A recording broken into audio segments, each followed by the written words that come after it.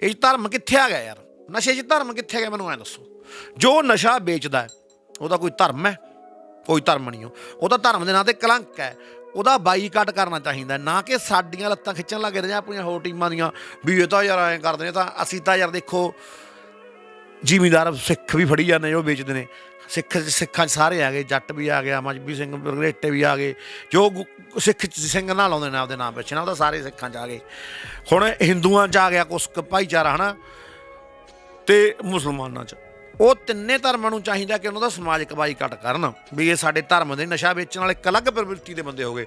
ਉਹ ਨਹੀਂ ਚਾਹੁੰਦੇ ਮੇਰਾ ਬੱਚਾ ਵੀ ਨਸ਼ਾ ਲਊਗਾ, ਉੱਥੋਂ ਇਹਦਾ ਬੱਚਾ ਵੀ ਨਸ਼ਾ ਲਊ। ਜੋ ਉਹਨਾਂ ਦੀ ਅੱਜ ਅਸੀਂ ਤਾਂ ਨਸ਼ੇ ਵੇਚਣ ਨੂੰ ਫੜ ਰਹੇ ਹਾਂ, ਕੁਛ ਲੋਕ ਨਸ਼ੇ ਵਾਲਿਆਂ ਦੀ ਸਪੋਰਟ ਕਰ ਰਹੇ ਨੇ। ਕਿੱਧਰ ਨੂੰ ਜਾਂਦੀ ਹੈ ਇਹ ਗੱਲ?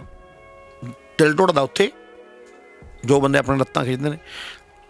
ਕੁਛ ਕੁ ਲੋਕ ਟੱਟ ਪੂੰਜੀ ਹੈ, ਜ਼ਿਆਦਾਤਰ 90% 95% ਲੋਕ ਆਪਣੇ ਨਾਲ ਨੇ।